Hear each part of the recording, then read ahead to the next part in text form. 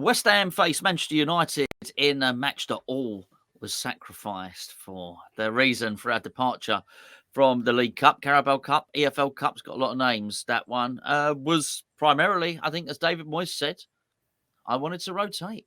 And he actually admitted, which is interesting, in his press conference, I didn't cover that when I did cover it. He said, I don't rotate.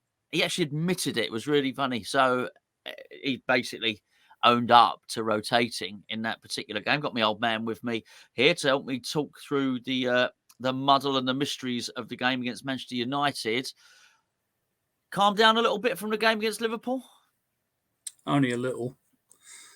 Just it was such an opportunity missed, in my opinion. We needed to build on the Wolves game. If we'd continued playing the way that we played against Wolves, we could have done something against Liverpool. That wasn't Liverpool's strongest side. But Moyes just got it all wrong on so many different levels. Do you think that will hinder the confidence of the players? Do you think there's going to be a benefit from it, which will clearly be some players got rested, but what about the damage it might have done to the sort of club morale? Well, it certainly won't have done any of the fringe players that Moyes referred to any good. Fornals and Ben Rama, they put a stat up at about 35 minutes, 40 minutes, saying that Fornals and Ben Rama have both had 6 touches of the ball, and another West Ham player had 8. Must have been Kudus. Well, of the 6 touches that Ben Rama had, 2 led to good opportunities for Liverpool, and the other one they scored a goal from. Just awful, absolutely awful. So you expect him to? Obviously, you're not expecting Ben Rama to feature in this. This is the thing when David Moyes says these things about wanting to give these fringe players a chance. He's almost saying it's shit or bust with them. Really, he's basically saying, "Here's your chance," and they didn't measure up. And it's quite remarkable how players that were previously favourites of his can fall out of favour with him. That's for sure. So, what you're expecting a full strength team against Man United. You have him. What's your thoughts on Man United? Well, they're a mess of a club, aren't they? And I must admit, when I've forgotten his name now. What's the manager's name? Den Haag. Den Haag. Yeah. When Den Haag came in, he pleasantly surprised me, but I thought he was going to have problems, and a lot of Dutch managers and a lot of Dutch players have problems, and it's all to do with the way they're educated. In Holland, they have a very strange education regime, which is that everybody is taught to be critical. And the best way you can help somebody is by telling them as soon as possible where they're going wrong. So they just love telling you where you've gone wrong. And that's why so many Dutch players upset people. Jaap Stam upset Alex Ferguson because in his book, he was saying to Alex Ferguson, this is where you go wrong.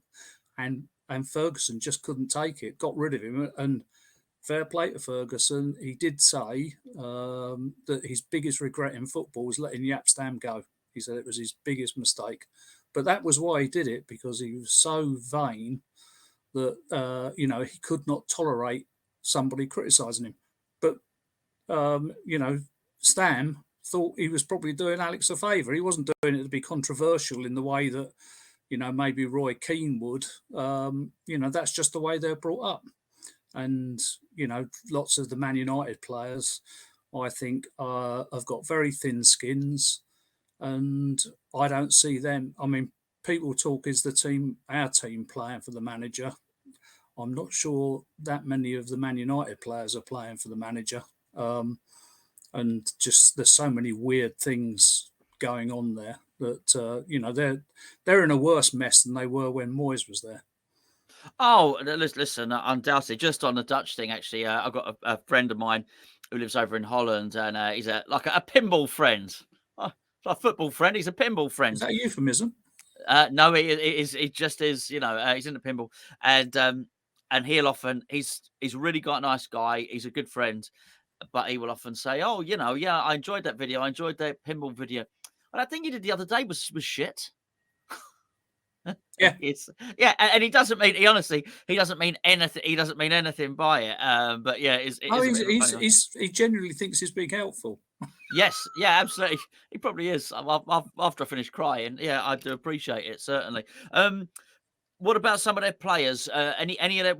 I mean, well, never mind some of their players. What do you make of this whole Marcus Rashford situation? I think he's been overindulged, quite frankly. I think he's possibly the top earner there. He's allowed to blow hot and cold. I think he's taken his eye off the proverbial ball. But you follow the leader, don't you? And who's the captain of the club? Well, Fernandes. Captains are supposed to set example. Well, what sort of example does he set? He throws his hands up in the air. He only chases the ball occasionally. Everything is everyone else's fault but his. When they see that Sorry, sort are you talking about Fernandes or David Moyes? Fernandes. Oh, right. Oh, sorry. Okay, fair enough. When they see players getting lauded for their leadership skills, Man United is just an accident waiting to happen. I mean, really class players are even getting dragged down. When Casemiro came in, I thought, oh, well, he'll be clapped out. But for the first 6 months, he was excellent. Outstanding. But now he's an absolute shadow of what he was. And he's played an awful lot of games over the time, but I think he's only 31 or might be 30. He's not an old player. He's not like he's not Modric. No, he's not Modric. He's got he should have plenty of mileage left in his legs, and I can see Man United being the sort of side that if we get at them, Man United are the sort of side where a player will get sent off for petulance. The Dallo thing last week was, a typical example, and it's good for us that he won't be playing this week because that gives them yet another problem in defence to deal with. Do you think we can, and do you think we will get them? I hope so. I mean, Moyes has talked about giving Paqueta his head. At long last, it's taken him 18 months to realise that Paqueta's a special footballer who can do special things. And yeah, he does the odd stupid thing, but the good far outweighs the bad. And, if he lets Paqueta, playing against Man United is a big stage. If he lets Paqueta start pinging balls in for Kudus and Bowen, we could cause them a lot of problems because, both of them are incredibly pacey. They're both quite strong on the ball. If we can get Maguire to turn, he's in trouble. He really is in trouble against those two. And Shaw can only cover one of them. He can't cover them both. So I think we've got a good chance. Having said that, I've predicted us to lose because I think Moyes will probably do his usual and set us up to be cautious from the start. What and why? Why? Talk us through. I know because we did a little Patreon podcast, but just talk us through why you think that's going to happen. Because that's just what he does. He did it all of last season. Mikel Antonio talked about sorry, to the context, you're talking about what he does against the supposed bigger teams. Yeah. It's always safety first. And let them take the initiative, and we'll try and play on the break. Well, it doesn't work. His record against the big teams is absolutely pathetic. It's not quite so bad at home. Away from home, it's absolutely bloody dire. And I don't mean Danny dire, but at home we should be taking it to these teams. Maybe not Man City, because you have to deal with them in a slightly different way, and you have to deal with Liverpool in a slightly different way because of the way Liverpool press. But the other teams, that we shouldn't be frightened of Tottenham at the moment. We shouldn't be frightened of Chelsea. We shouldn't be frightened of Man United. We shouldn't be frightened of Newcastle or Villa. Not especially not at home. But he is. He's frightened of his own bloody shadow. Okay, pretty part of the bus against that as well. Before we get, we give both our predictions. Can I please point you in the direction of Golden Goal, which is a game on the BetMGM app, which you can download by clicking the link below. Think yourself a bit of a prediction whiz kid. Familiar with the game Super Six, where you take 6 Premier League games, you have to predict the score. If you think you can do that and you fancy yourself, and it's a free game, by the way, then download the link below and go onto the Golden Goals game. The jackpot for getting all 6 results right is £2 million. Now, it ain't easy, let's be fair, because if it was, we'd all be doing it. But you never know. You might fluke the £2 million at one point if you think your predictions are pretty good. But if you even think you could do half that, then what they do is they have a prize pool for the smallest ones, which basically whoever scores the most, whoever gets the most results right, will take a share in the prize pool. If only one of you do it, say one of you gets 3 results right, then you keep the £5,000 to yourself. 2 of you get it right, it's £2,500. The game is free. It's called Golden Goals. You have to be 18 and over to play it because it is a betting app. Please do use the link below. I know you've come from Hammer's Chat. If you do like a bet, you do like a flutter, then a £10 deposit gets you £40 worth of free bets. You've probably seen it there. The marketing for BetMGM is everywhere at the moment. They're clearly going on to do big things. Anyway, fancy a chance of winning some money? Check it out in the link below. And I'll see you there because I'm in doing it. And if you'll know, if I win the £2 million, because you probably won't see me for the review on a Man United game. Be off on my yacht, small yacht. You won't get much of a yacht for £2 million here. Anyway, so you say you're predicting we're going to lose. You don't think we're going to win this because Moyes is so? You think he's going to be too cautious? I think he'll have impacted the dressing room with what he did on Wednesday. I'd like to think he hasn't, but unfortunately, I fear that he has. And again, the substitutions far too late. And the wrong substitutions on top of that. So he should have done Paqueta earlier. And look what happened once Alvarez went off. We just felt the pieces, didn't we? And that's a common thread now. Whenever Alvarez goes off, I'm really worried. He's so prone to bookings.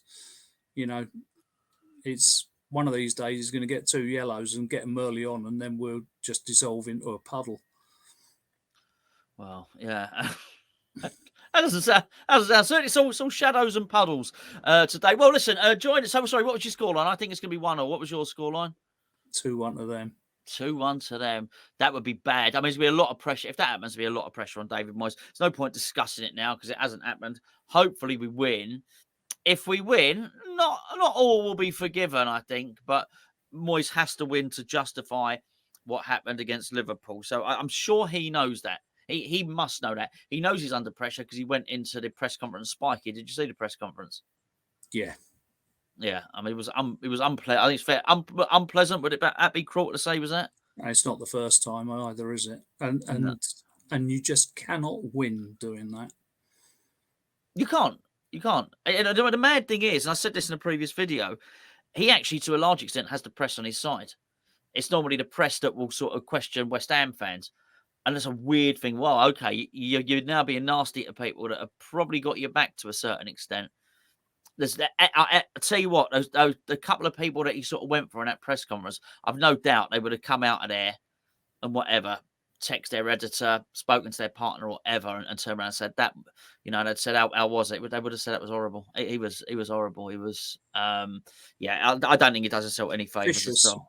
He was vicious. He was vicious. It's quite nasty. There's been times when I felt sorry for David Moyes because I felt he's taken a lot of stick for something he hasn't done. But when I see him being sort of, bullying like that, it's not a good look. I have a tendency not to feel sorry for him anymore. Anyway, there you go. I tried not to discuss David Moyes. It's hard though, isn't it? It is hard. It is hard when you see a performance like that not to factor it into your predictions for the next game. That's for sure.